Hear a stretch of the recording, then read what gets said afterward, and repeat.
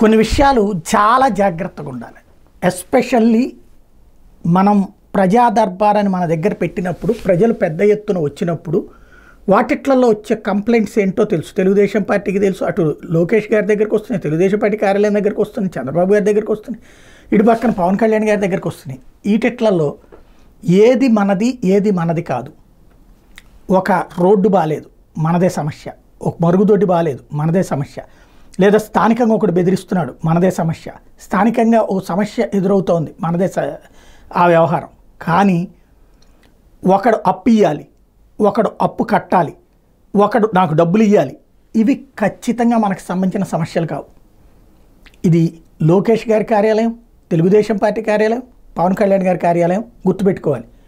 ఎందుకంటే కొంతమంది నాకు అప్పులు ఇవ్వాలని చెప్పేసి, డబ్బులు ఇవ్వాలని చెప్పి వాళ్ళు ఏంటి డబ్బులు ఎగ్గొట్టేటోడు వీళ్ళ పేర్లు చెప్పుకుంటారు. ఇప్పుడు నేను జనసేన దగ్గర కార్యాలయం దగ్గర ఒక అమ్మాయి జనసేన నాయకుడు నాకు డబ్బులు ఎగ్గొట్టాడని ఆత్మహత్య ప్రయత్నం చేసుకుంది. ఇంకొకళ్ళు లోకేష్ గారి కార్యాలయం దగ్గరికి వచ్చారు 2-3 సార్లు అని చెప్పి మేము లోకేష్ గారి తాలూకా అని చెప్పేసి ఫోన్లు చేసి బెదిరించే వాళ్ళు తయారవుతున్నారు. ఇక్కడ బేసిక్గా ఆయనకి ఉద్దేశం ఉండదు, లోకేష్ గారు అట్లాంటి ప్రోత్సహించారు. కానీ వాళ్ళ పేరు చెప్తారు, నేను లోకేష్ ఆఫీస్కి వెళ్ళా నీ సంగతి తేల్చేస్తాను, లేకపోతే లోకేష్ దగ్గర నేను సో అని ఇట్లా చెప్తారు, లేకపోతే పవన్ కళ్యాణ్ పేరు చెప్తారు. అయితే పవన్ కళ్యాణ్ లోకేష్ ఈ సెటిల్మెంట్లు ఏం చేయరు కదా.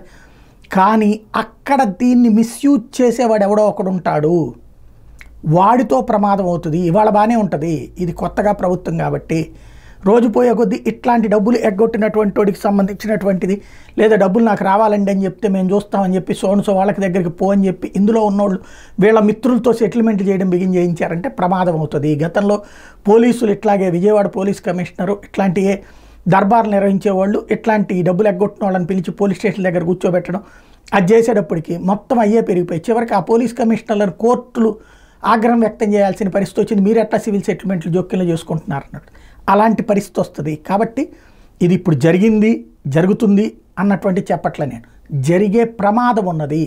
Be alert.